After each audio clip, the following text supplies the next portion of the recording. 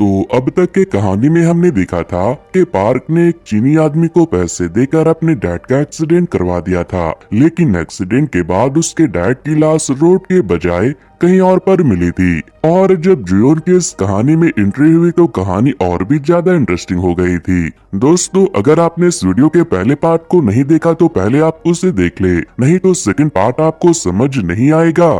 तो अब हमें एक बार फिर से उस दिन का सीन दिखाया जाता है जब बिल्डिंग में आग लगने के बाद पुलिस को 3 लाशें मिली थी, जिसमें से एक आदमी जिंदा बच गया था और फिर उसे हॉस्पिटल ले जाया गया। इसके बाद हमें डॉक्टर जियोन को दिखाते हैं, जहाँ एक पेशेंट उससे कहता है कि मुझे बहुत दर्द हो रहा है, प्लीज दर्द का इंजेक्शन दे दो। लेकिन जियोन उसे ये कहते हुए मना कर देती है कि नहीं, पेन किलर की ओवरडोज से आपके जान को खतरा हो सकता है।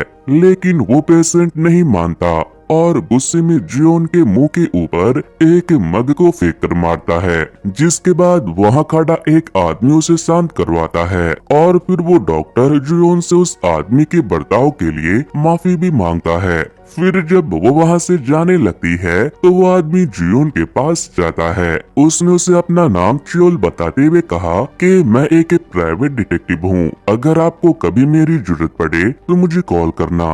वैसे बता दूं, अब जो सीन चल रहा है वो प्रेजेंट का सीन था, यानी कि पार्क को बांधकर बिल्डिंग में जलाए जाने के बाद पार्क के हॉस्पिटल में आने के बाद डॉक्टर जियोन बहुत परेशान थी।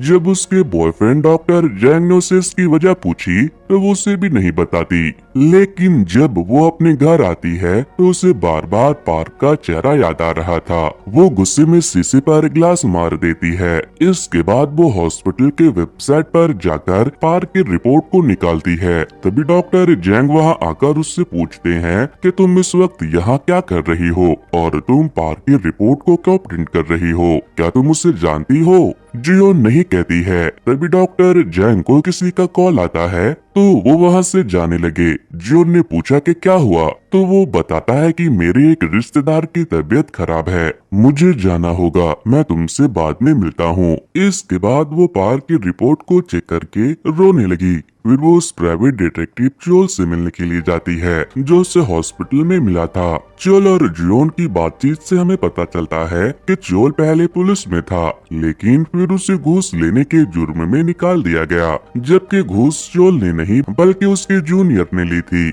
जिसके बाद उसने खुद की प्राइवेट डिटेक्टिव कंपनी शुरू की। फिर जियोन चिल को ढेर सारे पैसे देती है और उसे कुछ लोगों का पता लगाने को कहती है। वो ये जानना चाहती थी कि वो लोग कहाँ पर है और क्या कर रहे हैं। जियोन के वहाँ से जाने के बाद चोल ने अपने एक ऑफिसर फ्रेंड को फोन किया जिसका नाम कैंग था। वो उससे कुछ पूछते हैं और फिर मिलने के लिए बुलाते हैं। वो अभी भी पुलिस में थे। कैंग चोल को अपना मेंटोर मानता था, इसीलिए वो उनके काम में मदद भी करता था। कैंग ने पूछा कि सर, अचानक से आप रेप केस के मामले में क्यों पड़ गए? ये केस तो 20 साल पुराना है। खैर, मैंने सारी रिपोर्ट इस फाइल में डाल दी है, आप देख लेना, मैं चलता हूँ। इसके बाद चोल अपने ऑफिस में जाकर उन फाइल को चेक करता है, जहाँ उसे पता चलता है कि उस जबरदस्ती के केस की विक्टिम जुयोन थी। सीन वापस से पास्ट में शिफ्ट होती है, जहाँ जुयोन यूचोंग के कहने पर उसके दोस्त से मिलने के लिए गई थी। दोनों रेस्टोरेंट में बैठकर खाते हैं और फिर बाहर टहलने के लिए निकल जाते हैं। तभी वो लड़का जुयोन का हाथ पकड़ लेता है और जुयोन उसे मना भी नहीं करती, बस शर्माती है। लेकिन फिर कुछ लोग उन दोनों को छेक लेते हैं। एक आदमी उस लड़के को बहुत मारता है। ये लड़का पार्क ही था। इसके बाद पार्क के दोस्त मिलकर जुयोन को अपने साथ ले जाते हैं और उसके साथ जबरदस्ती करते हैं। पुलिस को जब ये बात पता चली तो पुलिस ने उन सभी लड़कियों को पकड़ लिया। वहाँ वो लड़का भी था। जियोन पूछती है कि आप पार्क को यहाँ क्यों लाए हो? इन लोगों ने उसे भी मारा था। जिस पर पुलिस वाले उसे बताते हैं कि ये सब इसी का तो प्लान था। ये सुनने के बाद तो जैसे जियोन की सांस ही अटक जाती है। सीन वापस से प्रेजेंट में शिफ्ट होती है, जहाँ इधर जियोन पार्क के पास जाकर बैठी हुई थी। तभी उसे चोल का फोन आता है।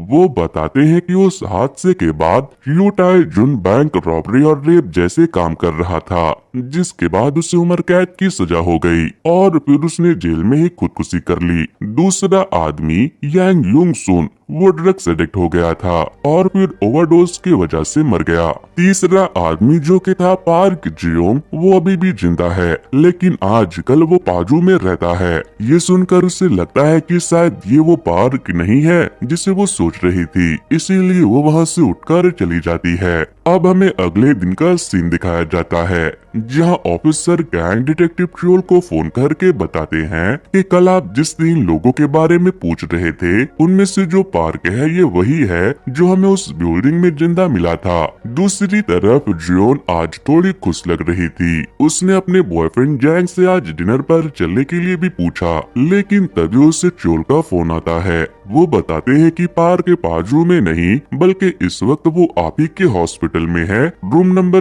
402 में। ये सुनते ही जियोन वहाँ से भागते हुए पार्क के पास जाने के लिए निकलती है। उस एक्सीडेंट के बाद पार्क का चेहरा पूरी तरह से बदल गया था, लेकिन काफी हद तक वो किम की तरह दिखने लगा था। लेकिन जियोन पार्क के कमरे में जाती इससे पहले 2 ऑफिसर वहाँ पर पार्क से मिलने के लिए आ जाते हैं। डिटेक्टिव ने पूछा कि उस दिन आप उस बिल्डिंग में क्या कर रहे थे। पार्क ने बताया कि कोई मुझे बेहोश करके वहाँ ले गया था। जब मुझे होश आया तो मैं उस बिल्डिंग के अंदर था और 2 लोग मेरे सामने लड़ रहे थे। शायद उनकी लड़ाई मुझे मारने को लेकर हो रही थी। फिर उनमें से एक ने पेट्रोल छिड़ककर आग लगा दी। इसके बाद वो पार्क से उसका फिंगरप्रिंट मांगते हैं, लेकिन उसकी पूरी उंगलियां जल चुकी थी। फिर देर रात जियोन उसके कमरे में आती है और उससे पूछती है कि तुम मेरे सामने क्यों आए, मैं तुम्हें बहुत मुश्किल से भूली थी। पार्क कहता है कि 20 साल में तुम अब तक मेरा चेहरा भूल नहीं पाई। लेकिन तभी जियोन सर्जिकल नाइफ से पार्क का मर्डर कर देती है। तभी उसकी आँख खुलती है, क्योंकि वो ये सब अपने सपने में देख रही थी और जब से वो दोबारा पार्क से मिली थी तब से वो चैन से सो नहीं पाई, क्योंकि जब भी वो सोती थी सपने में वो पार्क का खून कर देती थी। लेकिन तभी वहाँ पार्क आता है और उसे थैंक यू कहकर हॉस्पिटल से जाने लगता है, क्योंकि वो अब तक उसे पहचान नहीं पाया था, क्योंकि ये सब 20 साल पहले हुआ था। लेकिन जब वो लिफ्ट में जाता है तो जियोन भागते हुए उसके पास जाती है और उससे पूछती है कि तुम मुझे पहचानते नहीं हो क्या। जिस पर पार्क ने उसे लिफ्ट में बुलाया और मास्क उतार कर अपना चेहरा दिखाते हुए उससे पूछा कि सच कहो, क्या तुम्हें लगता है कि तुम अभी भी मुझे पहचानते हो। फिर उसने कहा कि देखो जो कुछ भी हुआ उसे भूल जाओ। इसके बाद वो वहाँ से चला जाता है, लेकिन जियोन उसके पीछे पीछे उसके टैक्सी तक जाती है और उसे कहती है कि मैं तुम्हारे वजह से चैन से सो नहीं पाती। पार्क कहता है तुम्हारा दिमाग खराब हो गया है क्या। फिर वो ड्राइवर से वहाँ से चलने को कहता है, लेकिन उसके जाने के बाद जियोन फैसला करती है कि वो उसे जान से मार देगी। इधर पार्क टैक्सी में बैठकर जा रहा था और सोच रहा था कि उस दिन कहाँ गड़बड़ हो गई। सीन वापस से पास्ट में शिफ्ट होती है, जहाँ यूचोंग और डॉक्टर सैंग के मरने के बाद किम उन दोनों को ले जाकर गाड़ देता है और फिर डॉक्टर सैंग का चश्मा और उनकी कार लेकर वहाँ से निकल जाता है। अब हम डॉक्टर सैंग की वाइफ को देखते हैं। दरअसल उसे अपने हस्बैंड पर उसे चीट करने का शक था, इसीलिए उसने जियोल को पैसे दिए थे उसके हस्बैंड के ऊपर नजर रखने के लिए। इसीलिए जिस दिन किम ने डॉक्टर सैंग का मर्डर किया था, कोई बिल्डिंग के ऊपर छुपकर उनकी तस्वीरें ले रहा था। लेकिन जब मर्डर के बारे में जियोल को पता चला तो उसके होश उड़ गए। मैं आपको बता दूं कि ये सब बिल्डिंग में आग लगने से पहले का सीन है। दोस्तों, हो सकता है ये मूवी आप में से बहुत सारे लोगों के दिमाग में बहुत सारे कंफ्यूजन क्रिएट कर रही होगी, क्योंकि इसमें बहुत सारे टाइमलाइंस एक साथ दिखाए गए हैं।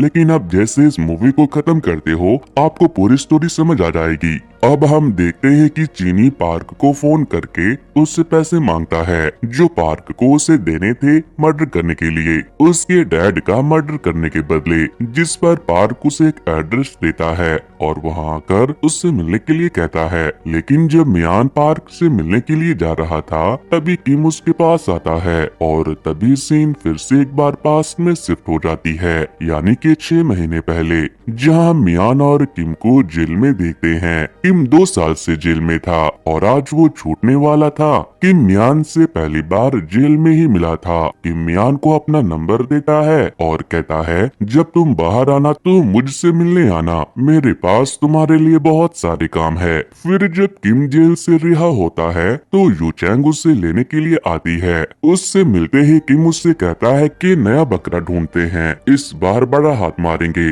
दरअसल किम और यू चैंग स्कूल से एक साथ थे और अब यू चैंग लड़कों को फंसाती थी और किम उन लड़कों को ब्लैकमेल करके उनसे पैसे निकलवाता था। क्या बड़े क्या बूढ़े, वो सबसे पैसे निकलवाते और जिनके पास पैसे नहीं होते वो उन्हें लोन दिलवाकर पैसे लूटते थे। फिर जब मियान जेल से बाहर आया तो वो फैक्ट्री में काम कर रहा था, लेकिन जब उसे फैक्ट्री से निकाल दिया गया तो पार्क ने उसे अपने डैड को मारने का काम दिया, जिसके बाद मियान ने किम को कॉल किया था। फिर किम मियान से मिलने के लिए आता है तो मियान उसे पूरी बात बताता है। फिर वो किम को दूर से पार्क को भी दिखाता है, लेकिन जब किम ने पार्क को देखा तो उसने मियान को बताया कि मैं तो उसे जानता हूँ, वो शुरू से एक नंबर का नालायक है, वो मेरे स्कूल में जूनियर था। इधर पार्क के डैड चर्च में थे और भगवान के आगे अपनी बेटी के लिए माफी मांग रहे थे। उन्हें पता था कि उनकी बेटी के इरादे ठीक नहीं है।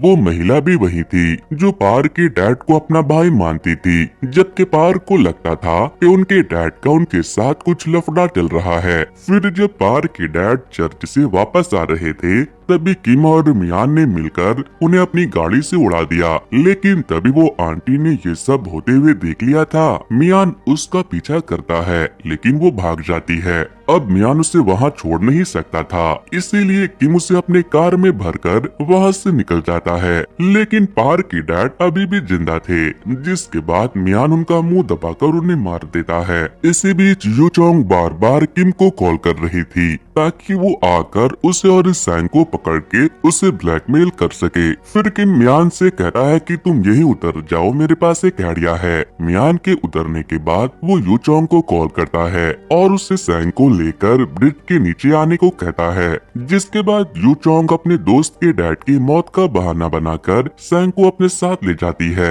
और रास्ते में सैंग को इधर उधर टच करके उसका ध्यान भी भटकाती है। और जैसे ही वो ब्रिज के नीचे आता है किम पार्क के डैड को उसके कार के ऊपर गिरा देता है। अब हमें उस वक्त का सीन दिखाया जाता है। वो मियान के साथ पार्क से मिलने के लिए जाता है क्योंकि मियान को पार्क ने पैसे देने के लिए बुलाया था। इधर पुलिस को दूसरे पुलिस वाले की लाश मिल गई थी जिसे मियान ने मारा था जब वो उसके टेप रिकॉर्डर को चुराने के लिए आया था। फिर जब मियान पार्क से मिलने के लिए जाता है तो मियान उसे अपने साथ कहीं लेकर जाता है। पीछे से किम भी चोरी चुपके पार्क पर नजर रख रहा था, लेकिन रास्ते में पुलिस की चेकिंग चल रही थी। वो डॉक्टर सैंग और यू चोंग के कातिल को ढूंढ रहे थे। पार्क मियान को तो चेकिंग से बचाकर निकल जाता है, लेकिन जब किम को पता चलता है कि पुलिस उसे ढूंढ रही है तो वो सैंग के कार को वहीं छोड़कर भाग जाता है। दरअसल चियोल के डिटेक्टिव ने जब सैंग का मर्डर होते हुए देखा तो उन्होंने पुलिस को सब बता दिया था। सैंग की गाड़ी मिलने के बाद पुलिस एकदम से एक्टिव हो जाती है और उसे ढूंढने के लिए निकल पड़ती है। वहीं पार्क भी मियान को लेकर उसी बिल्डिंग के पास पहुंच जाता है जहां सैंग और यू चोंग का मर्डर हुआ था। मियान ने जब पूछा कि तुम मुझे यहाँ क्यों लेकर आए तो वो बताता है कि ये मेरे बचपन की फेवरेट जगह है, पहले मैं यहाँ बहुत आया करता था। जिस पर मियान कहता है कि जल्दी से मेरे पैसे दो। पार्क गाड़ी की डिक्की से बैग लेकर आता है, लेकिन मियान जैसे ही बैग खोलता है उसमें बस कागज भरे हुए थे और तभी पार्क मियान के ऊपर हथौड़े से हमला कर देता है, लेकिन वो उल्टा मार खाता है। मियान उसे बहुत मारता है। फिर उसने किम को फोन करके वहाँ बुलाया। फिर दोनों ने मिलकर पार्क को चेयर से बांध दिया, लेकिन पार्क बहुत परेशान था क्योंकि चियोल के वो डिटेक्टिव जिसे सैंग के ऊपर नजर रखने के लिए कहा गया था उन्होंने किम की फोटो न्यूज में भी दे दी थी और अब सभी कोई उसे ढूंढ रहे थे। इसके बाद पार्क को देखकर किम मियान से कहता है कि उसकी और मेरी हाइट लगभग एक ही है, थोड़ा बहुत मेरी तरह दिखता भी है, लेकिन इसके अगले ही पल उसने मियान को मारकर बिल्डिंग से नीचे फेंक दिया जिससे वो मर गया। इसके बाद किम ने अपनी वॉच पार्क को पहना दिए, अपना वॉलेट भी उसके जेब में डाल दिया और कहा कि आज से तेरी जिंदगी मेरी, आज से मैं पार्क हूँ और तुम किम। फिर वो पेट्रोल लेकर आता है और उस पूरे जगह में छिड़कने लगता है। पार्क उसके सामने रहम की भीख मांग रहा था और कह रहा था कि मुझे छोड़ दो, मैं तुम्हें बहुत सारा पैसा दूंगा, मगर किम नहीं सुनता। फिर वो कहता है मुझे बेवकूफ समझा है क्या, तुम मुझे नहीं पहचानते क्या, मैं तुम्हारे से 3 साल का सीनियर हूँ। पार्क कहता है कि भैया मुझे माफ कर दो, मैं इंश्योरेंस के सारे पैसे आपको दे दूंगा। लेकिन किम उसकी बात नहीं मानता और वह आग लगा देता है और फिर मियान को भी जला देता है। लेकिन जब वो वहाँ आग लगा कर जा रहा था तो वहाँ एक सिलेंडर में ब्लास्ट हो गया, जिससे कि वो बहुत बुरी तरह से जल जाता है। सीन वापस से प्रेजेंट में शिफ्ट होती है, जहाँ किम अपने फ्लैशबैक को याद करके घबरा गया था। तो ये जो आदमी जलने के बाद जिंदा बच गया था वो पार्क नहीं बल्कि किम था, जिसने पुलिस से बचने के लिए हॉस्पिटल में अपना नाम पार्क बताया था, जिस वजह से डॉक्टर जुयोन उसके पीछे पड़ गई थी। इसके बाद वो पार्क के घर चला जाता है। वहीं दूसरी तरफ डॉक्टर जियोन का बॉयफ्रेंड डॉक्टर जैंग उससे पूछते हैं कि तुम पार्क को पहले से जानती हो ना, जिस पर जुयोन कहती है कि एक इंसान है जिसका मैं खून करना चाहती हूँ। जैंग ने पूछा कि क्या वो पार्क है, तो वो कहती है नहीं, मैं बस मजाक कर रही थी। दूसरी तरफ किम पार्क के घर में लेटकर अपनी दवाइयाँ लेता है। वहीं जुयोन चोल को फोन करके उससे कहती है आपको मेरा एक काम करना होगा और इसके लिए मैंने आपको 3 मिलियन वॉन भेज दिया है। इधर किम को पार्क के लिए इंश्योरेंस ऑफिस से फोन आता है। वो बताते हैं कि हम आपको इंश्योरेंस के पैसे नहीं दे सकते क्योंकि आपके पापा ने मरने से 1 हफ्ते पहले अपने नॉमिनी का नाम बदलवा दिया था। अब आप खुद उससे बात करके देख लीजिए। इसके बाद किम वहाँ से उस दूसरे नॉमिनी से मिलने के लिए निकल गया, लेकिन तभी उसकी चोल से टक्कर हो गई। चोल के दोबारा किम के कपड़े पर कॉफी गिर गई थी, इसीलिए चोल जबरदस्ती उसे साफ करने लगता है, मगर किम चोल पर चिल्लाते हुए उन्हें ऐसा करने से मना करता है। इसके बाद किम वहाँ से उस चर्च वाली महिला से मिलने के लिए जाता है। दरअसल पार्क के डैड ने अपने इंश्योरेंस का सारा पैसा इसी चर्च में दे दिया था। किम चर्च के इंचार्ज से कहता है कि उन पैसों पर मेरा हक है, चुपचाप मेरे पैसे मुझे वापस कर दो। जिस पर सिस्टर उसे एक रिकॉर्डिंग सुनाती है जिसमें उसके डैड कह रहे थे कि मेरे मरने के बाद मेरा बेटा यहाँ जरूर आएगा, लेकिन उसे एक पैसा मत देना क्योंकि वो बस मेरे पैसों के पीछे पड़ा है। मैं चाहता हूँ कि वो अपने दम पर कुछ करे। फिर जब किम वहाँ से जाने लगता है तो वो जियोन को अपने पीछे आते हुए देखता है। उसने उससे पूछा कि तू यहाँ क्या कर रही है, पीछा कर रही है क्या?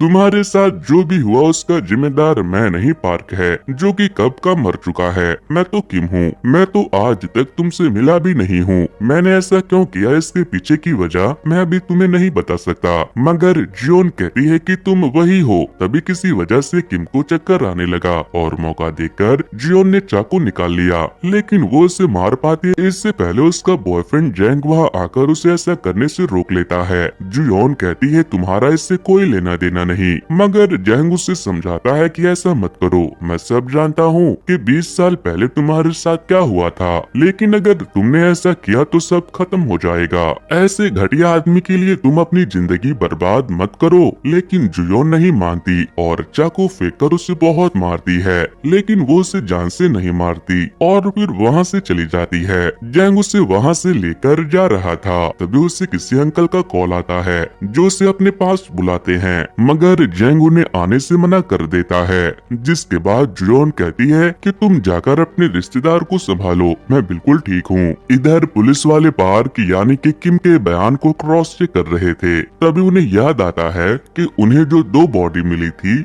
उनमें से एक बॉडी चेयर से बंधी हुई थी, जबकि पार्क ने तो कहा था कि वो चेयर से बंधा हुआ था। वहीं किम जब घर जाता है तो उसे पता चलता है कि किसी ने उसके टैबलेट्स बदल दिए थे। उसे याद आता है कि जब चोल की उससे टक्कर हुई थी तो उसने उसके टैबलेट्स को बदल दिया होगा और उसे ड्रग्स दे दिया ताकि जुयोन उसे मार सके। तभी उसे पुलिस का फोन आता है। वो उससे कहते हैं कि हमें आपका बयान फिर से चाहिए, क्या आप पुलिस स्टेशन आ सकते हो? मगर वो कहता है कि कल आऊंगा, अभी बहुत रात हो गई है। किम को अब समझ आ गया था कि पुलिस को सब पता चल गया है, जिसके बाद वो पार्क के सामान से अपने जरूरत का सामान इकट्ठा करने लगता है। तभी उसे पार्क के सामान में उसके स्कूल के फेस्ट का एक बुक मिलता है। ये वही बुक था जिसके कवर पेज पर जियोन की फोटो छपी हुई थी। तभी एक बार फिर से सीन फ्लैशबैक में जाता है, जहाँ यू चोंग किम के पास आती है और उसे बताती है कि उसे जुयोन नाम की एक लड़की लड़की से बहुत जलन होती है।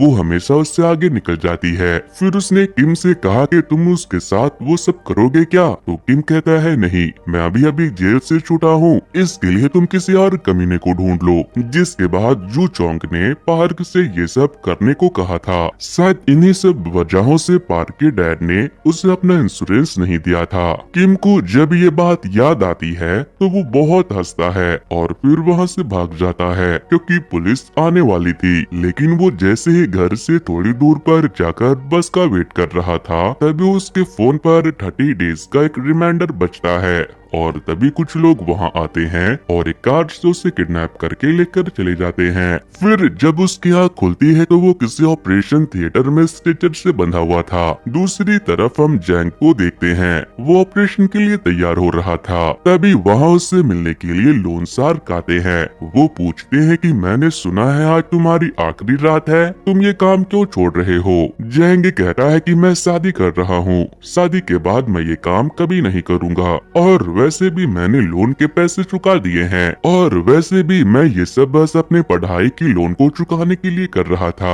लोन शार्क कहते हैं कि हाँ कोई बात नहीं, ऐसा काम करना किसी को भी अच्छा नहीं लगता, अगर जरूरत पड़ी तो मुझे याद करना। इसके बाद वो उसे एक फेयरवेल गिफ्ट भी देते हैं और जाते हुए कहते हैं कि आज उसमें से सारी चीजें निकाल लेना। इधर किम चिल्ला रहा था, तभी जैंग वहाँ ऑपरेशन करने के लिए पहुँचता है और देखता है कि ये तो किम है। वो कुछ कहना चाहता था, इसीलिए जैंग उसके मुंह से पट्टी हटाता है तो वो कहता है कि मैं पार्क नहीं किम हूँ। जिस पर जैंग अपने चेहरे से मास्क हटाकर कहता है कि हॉस्पिटल में तो तुमने अपना नाम पार्क बताया था, तुम जैसों से सच की उम्मीद नहीं की जा सकती, तुम ये डिजर्व करते हो। इसके बाद वो उसे जुयोन के साथ जबरदस्ती करने की सजा देता है, यहाँ तक कि वो बिना एनेस्थीसिया दिए उसे काट देता है और फिर बॉडी से किडनी, लिवर, हार्ट, आंखें सब जरूरत के सामान को निकाल लेता है। अब हमें अगले दिन का सीन दिखाया जाता है जहाँ जियोन की जब आँख खुलती है तो जैंग उसके सामने बैठा हुआ था। वो उठते ही उससे कहती है कि आज बहुत अच्छी नींद आई। जैंग कहता है कि आज के बाद अच्छी ही नींद आएगी। एंड में हम जियोन को खुश देखते हैं। तो दोस्तों इस तरह से इस कहानी में सभी बदमाशों को उनके कर्मों की सजा मिली। तो ये कहानी आपको कैसी लगी मुझे कमेंट करके बताना।